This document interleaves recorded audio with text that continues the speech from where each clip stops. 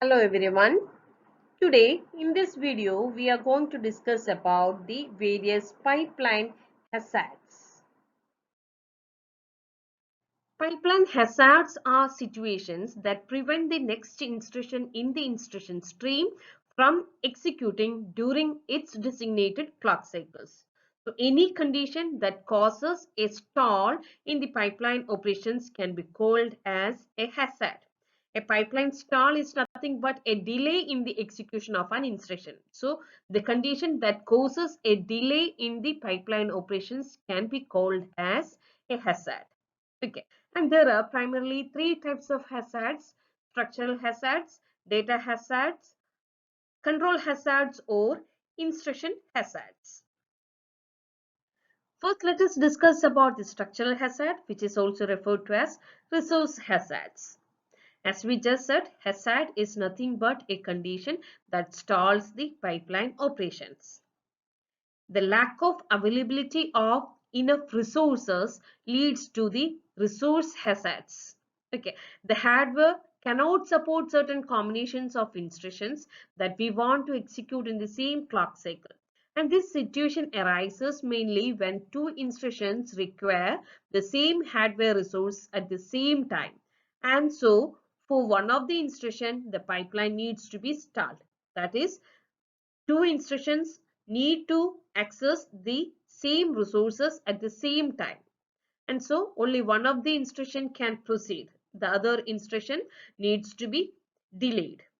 The most common case is when memory is accessed at the same time by two different instructions.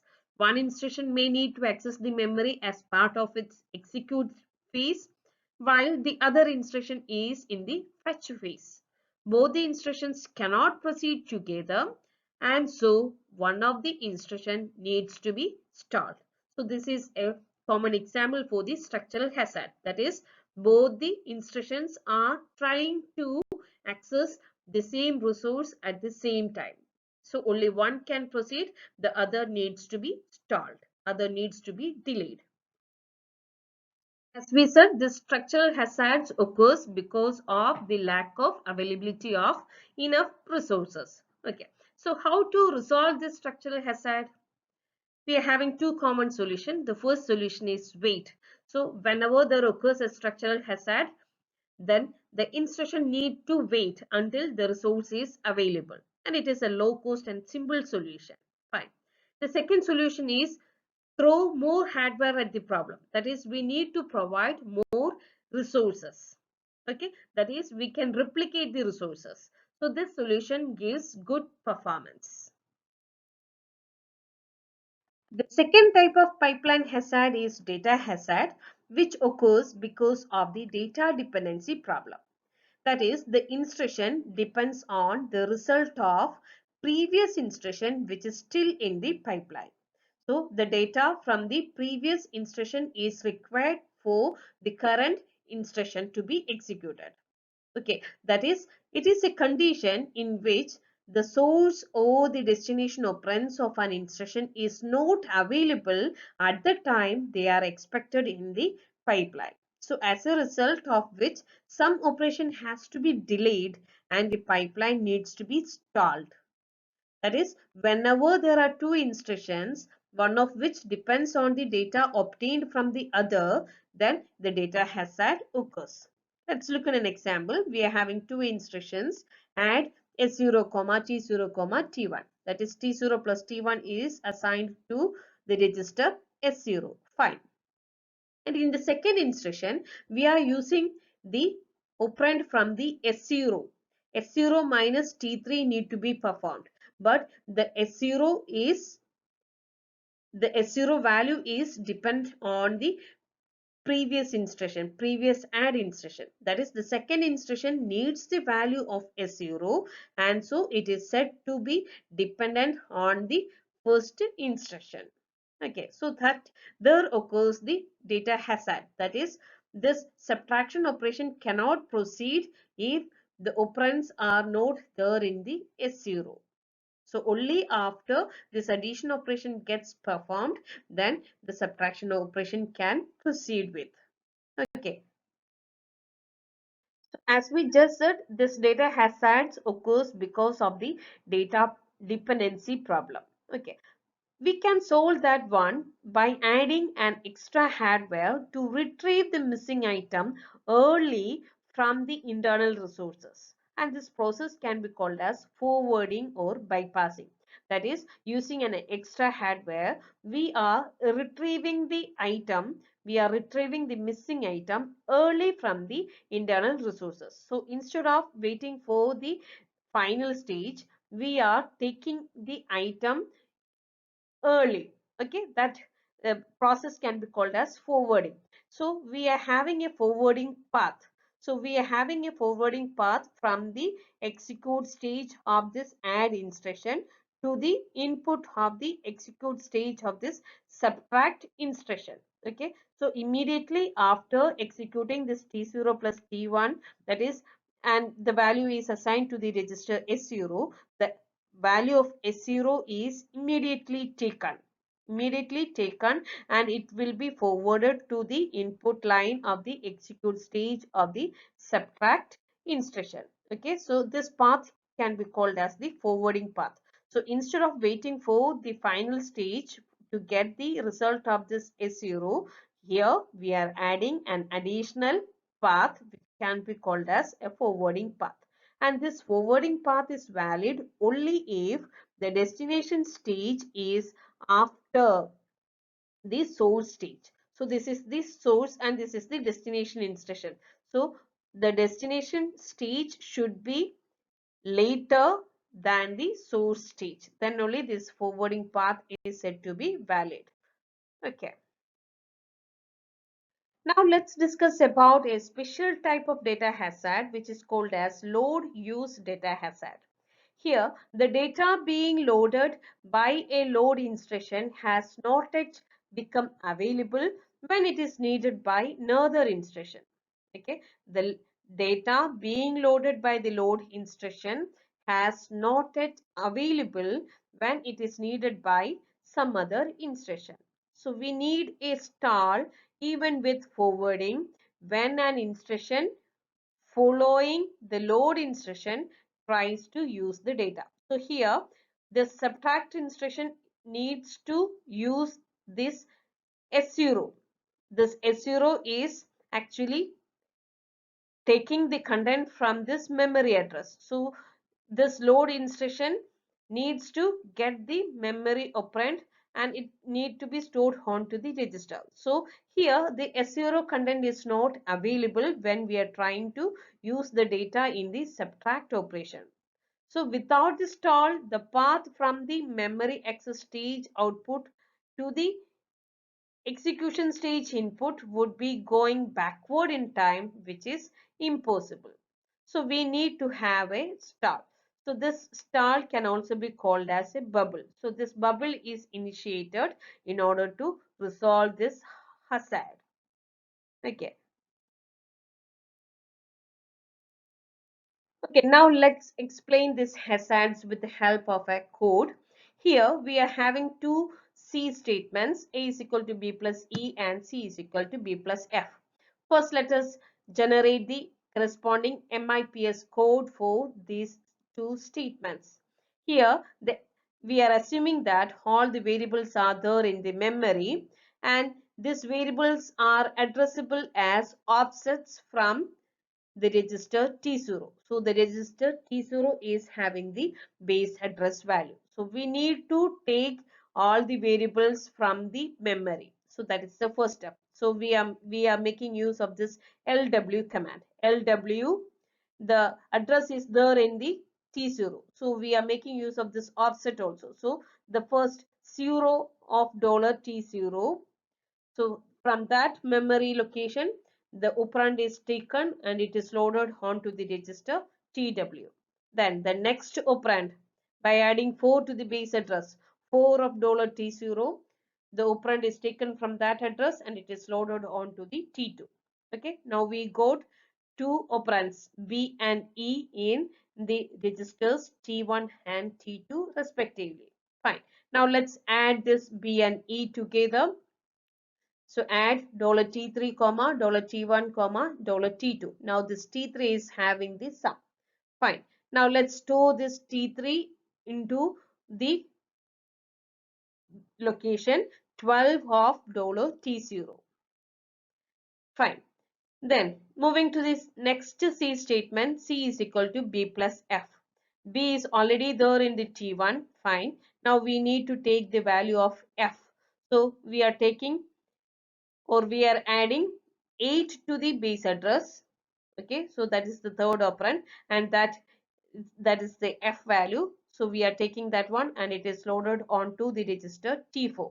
So B is there in T1 and F is now there in the T4. So we need to perform T1 plus T4 and it is stored in the register T5. Okay, and from the T5 it is loaded onto the memory address addressed by the address 16 of $T0. Okay, this is the corresponding MIPS code. Fine. Now let's look into whether this instruction sequence is having any hazards. So if we're having the hazards, how we are going to resolve it? Let us look into what all are the hazards in this code segment.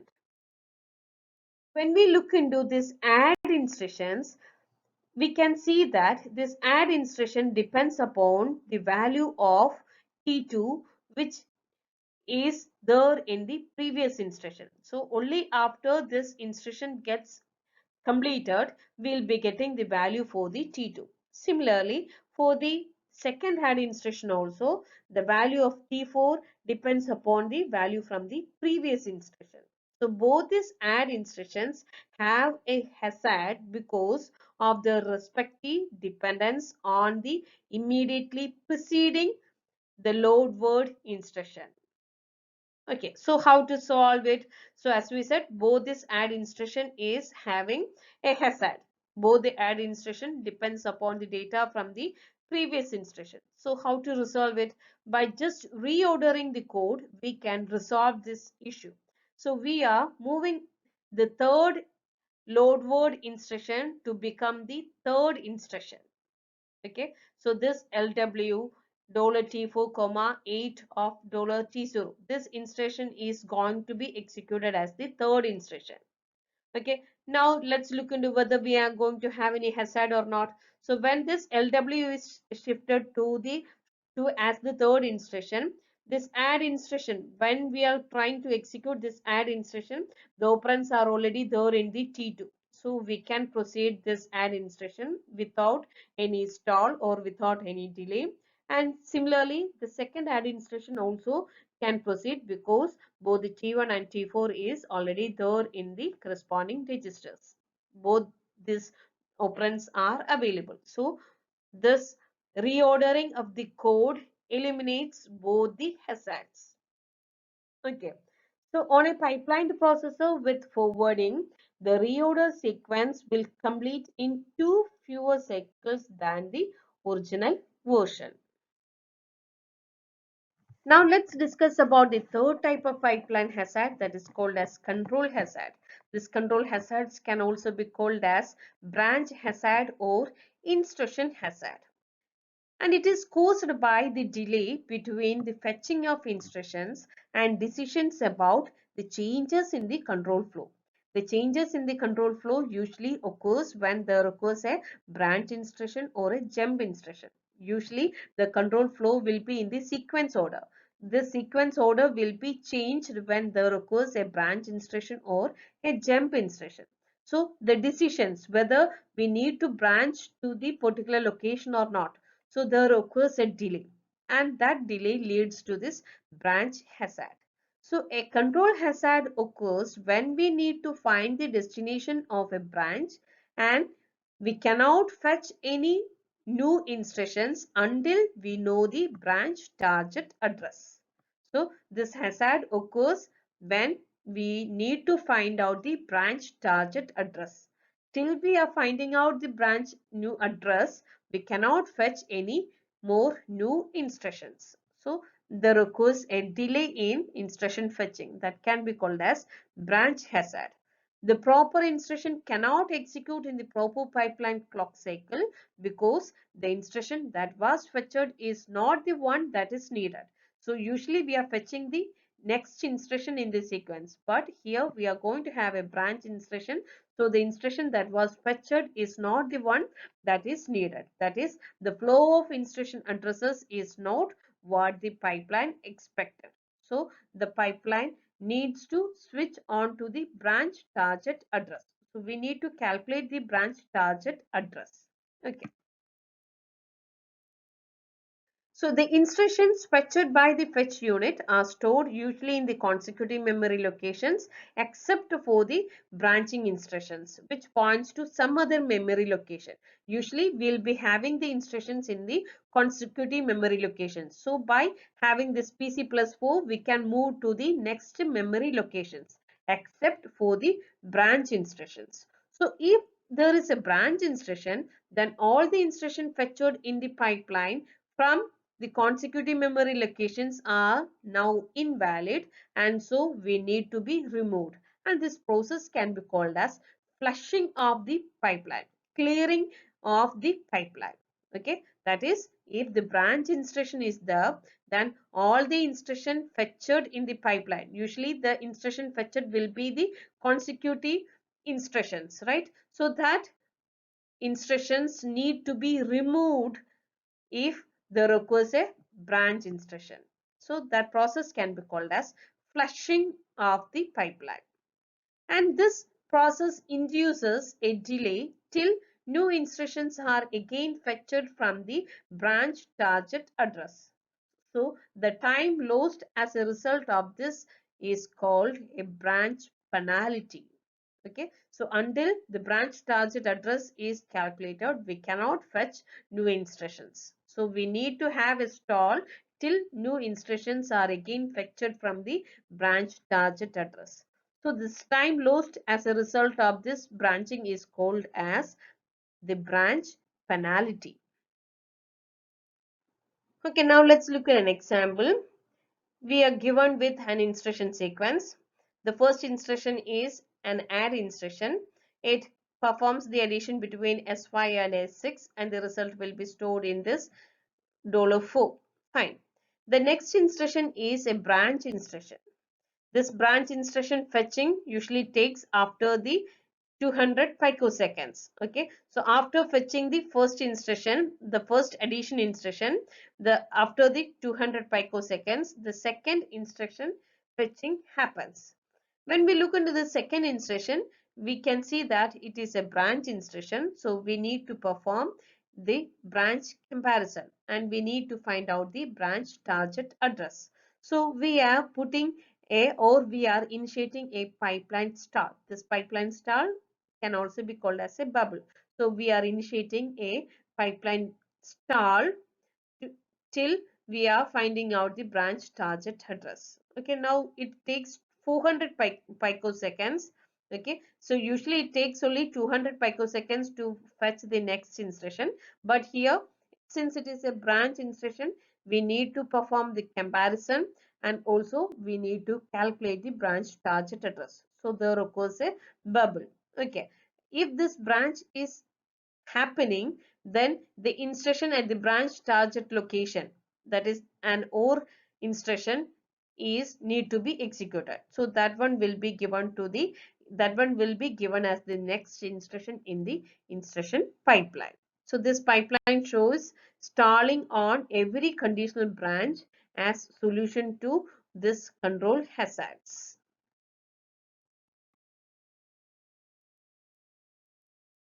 The computers do indeed use a prediction to handle these branches.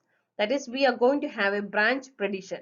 The prediction is that the branches will be untaken. So one simple approach is that the branches will not happen. The branches will be untaken. So if it is right, then the pipeline proceeds at full speed, and so there is no need to have any pipeline stall. So this pipeline stall is required only when the branches are taken. So we are simply predicting that all the branches will be untaken, and so we are not introducing any pipeline stall. So if that is true, then this pipeline proceeds at full speed, and immediately after that, the next 200 picoseconds, the next instruction fetch will happen. Though we are having a branch instruction here, when we are predicting that this branch won't happen, so it will move to the next instruction execution, next sequence instruction execution. Okay, so here the branch is predicted that the branches will be untaken. Okay, so only when the branches are taken, the pipeline stalls. Okay, the bubble is initiated only when the branches are taken. So a more sophisticated version of branch prediction is that we are saying that, or we are predicting that some branches will be taken, whereas some will be untaken. That is, some branches predicted as taken and some as untaken.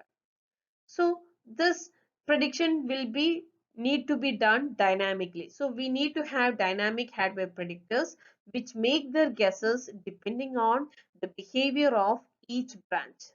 So one popular approach to dynamic prediction of branches is keeping a history for each branch as taken or untaken.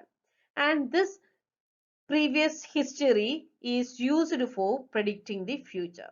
Okay, so we are taking the method that for this dynamic prediction we are recording the behavior of all the branches. Okay, so we are keeping a history for each branch, whether it is taken or untaken, whether the branch condition is satisfied or not. So we are recording that, we are taking the history for, or we are recording the history for each branch, and making use of this recent past behavior of such type of branches, we can predict the future. When the guess is wrong, the pipeline control must ensure that the instructions following the wrongly guessed branch have no effect, and so the pipeline need to be flushed. They must start the pipeline from the proper branch address.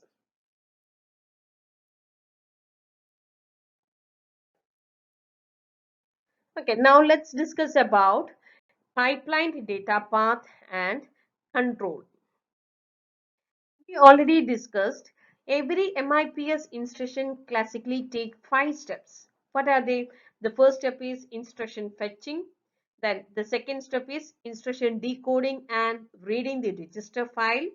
Then the third step, we are executing the operation or calculating the memory address. And the fourth step is memory access. And the fifth step is writing the result back onto the register. So the MIPS pipeline has 5 stages. So as we said, every MIPS instruction consists of 5 pipeline stages: instruction fetch phase, instruction decode phase, execute phase, memory access phase, and write back phase. So these 5 phases are diagrammatically shown in this figure. So this is the single cycle data path which explains the 5 different pipeline stages of an MIPS instruction. The pipeline version of the data path is shown here. The only difference is the pipeline registers which is placed in between the various pipeline stages. So as we said, we'll be having 5 different stages. So to separate each stage, we are having a pipeline register. This pipeline register is actually used for storing the intermediate results which generated from each pipeline stages. Okay. So the first pipeline register, which is labeled as IF bar ID, it separates the phases: instruction fetching phase and the instruction decoding phase. So every pipeline register is labeled according to the name of the segments or the stages which they separates. So the first pipeline register separates the pipeline stages: instruction fetching and instruction decoding, and so the first pipeline register is labeled as IF bar ID. Okay, then the second pipeline register separates the instruction decoding phase and the execute phase. So the second pipeline register is labeled as ID bar EX. Then the execute stage and the memory access stage is separated by the pipeline register EX bar MEM. And the memory access stage and the write back stage is separated by the pipeline register MEM bar WB, memory bar write back. So pipeline registers are used for storing the intermediate values generated between each pipeline stages. As we said, the pipeline register separates each pipeline stage. Okay, and these registers must be wide enough to store all the data corresponding to the lines that go through them. For example, the IF bar ID register must be 64 bits wide because it must hold both the instruction fetched from the memory and also the incremented 32-bit PC address. So it should be of 64 bits wide. That is, the registers must be wide enough to store all the data corresponding to the lines that go through them. So, as we said, the 5 MIPS pipeline stages are instruction fetch phase, instruction decode phase, execute phase, memory phase, and write back phase. In the instruction fetch phase, it fetches the instruction from the memory which pointed by the program counter, and the instruction is placed in the IF bar ID pipeline register. As we said, these pipeline registers are used for storing the intermediate values. So the instruction fetched is stored now in the IF bar ID pipeline register. Okay. Then in the second phase, the instruction in this IF bar ID pipeline register is decoded, and this register supplies the register numbers for reading the two source operands and extends the sign of the 16-bit immediate value. So these three 32-bit values are all stored in the next pipeline register, that is ID bar EX pipeline register. Okay, then using the value in the ID bar EX pipeline register, the effective, it executes the operation and the intermediate results or the effective address is now placed onto the third register, that is the EX bar MEM pipeline register. Then the register containing the data to be stored was read and stored in the ID bar EX pipeline register. So to make the same available during the MEM stage or data memory access stage, we need to place the data into the EX bar MEM pipeline register in the execute stage. Then we need to read the data from the memory bar write back pipeline register, and we need to write it onto the register file. That will happen during the fifth stage, that is the write back stage. Okay.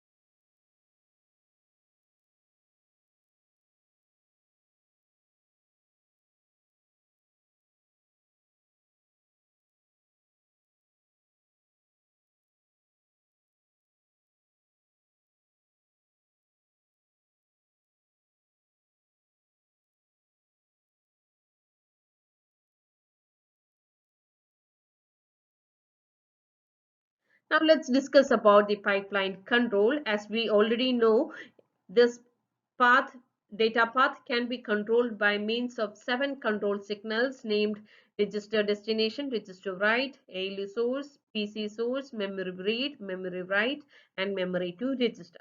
So these control signals will be asserted or deasserted depends upon the requirement.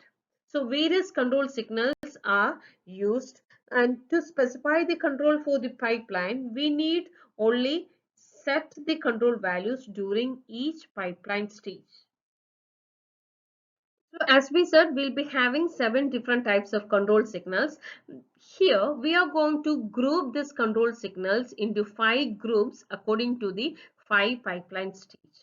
The first 2 stages is not using any control lines. The instruction fetch phase, the control signals to read instruction memory and to write the program counter are always asserted, and so there is no special control signals are required in this instruction fetching stage. Similarly, in the instruction decode or register file read stage, the same thing happens at every clock cycle, and so there are no optional control lines need to be set. So the first 2 phases require no additional control lines. Though the first 2 pipeline stages doesn't require any control signals, the next 3 phases require some control signals. In the execute bar address calculation phase, the signals need to be set are register destination, ALU operand, and ALU source. So these signals are used to select the destination register, the type of the ALU operation, and the source operands. So these 3 control signals need to be set in the 3rd pipeline phase. And in the 4th pipeline stage, the control lines need to be set are branch, memory read, and memory write, which corresponds to the branch equal, load, and store instructions. And in the last phase, the 2 control lines required are memory to register and register write. Okay, so the control lines are grouped depends upon the pipeline stages. As we said, the control lines are required for the final 3 stages. So the execute stage, memory stage, and the write back stage requires the control signals. The execute stage requires the control signals like register destination, ALU operand, and ALU source. The memory access stage requires the control signals like branch, memory read, and memory write. And the write back phase requires the control signals like memory to register and register write. So in this video, we discussed about the various pipeline hazards and the pipeline data path and control signals. Thank you.